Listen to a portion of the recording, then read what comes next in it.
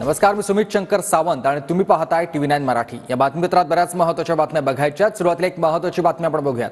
विधानसभेच्या निकालासंदर्भात शरद पवार गटाच्या उत्तम जानकरांचे एक स्फोटक दावे पाहायला मिळतात। विधानसभा निवडणुकीत 150 मतदारसंघात गडबड झाल्याचं उत्तम जानकर यांचं म्हणणं आहे। अजित पवार 20,000 मतांनी पराभूत झालेले आहेत, तर महायुतीला फक्त 107 जागाच मिळालेल्या आहेत। शरद पवार गटाचे आमदार उत्तम जानकर यांचा हा खळबळजनक दावा आहे। ईव्हीएम कंट्रोल बॉक्समध्ये गडबड झालेली आहे, पण तांत्रिकदृष्ट्या लक्षात येत नाही असं जानकरांनी म्हटलेलं आहे। आकडेवारीमधून गणित मांडत जानकरांनी खळबळजनक हा दावा केलेला आपण बघतोय। तर जी निवडणूक घेतलेली आहे या सरकारनं, त्यामध्ये जवळजवळ 150 मतदारसंघामध्ये यांनी गडबडी केलेल्या आहेत। यांचे मतदारसंघ किती आलेले आहेत पूर्ण सखोल माहिती काढल्यानंतर अजितदादा सुद्धा या मतदारसंघामध्ये 20,000 मतांनी पराभूत आहेत।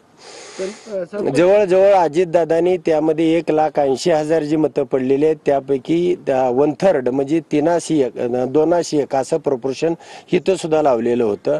त्यामुळं योगेंद्र दादांची मतं 80,000 अधिक 60 अशी 140 आहेत आणि त्यांच्यामधली 81 मधली त्या ठिकाणी 60 वजा होतात। 21 वरती अजितदादा सुद्धा राहत आहेत। अजितदादाजी फक्त 12 आमदार या ठिकाणी या राज्यामध्ये निवडून आलेले आहेत। त्यानंतर एकनाथ शिंदेचे फक्त 18 आमदार निवडून आलेले आहेत आणि हे जे भारतीय जनता पार्टीचे 77 आमदार अशी मिळून सगळी मिळून संख्या त्यांची 107 आहे आणि 2-3 अपक्ष आहेत, अशी 110 फक्त संख्या आहे। आणि असं असताना यामध्ये जो सखोलपणाने मी अभ्यास केलेला आहे, प्रत्येक मतदारसंघ वाईज अभ्यास केलेला आहे।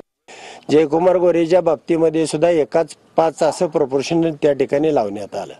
जयकुमार गोरेंना मतं आहेत 1,48,000 आणि त्या ठिकाणी गारगेंना मतं आहेत 1,03,000, तर त्या ठिकाणी त्यांची सुद्धा 30,000 मतं ही ह्यांना म्हणजे गारगेंची त्यांनी चोरली।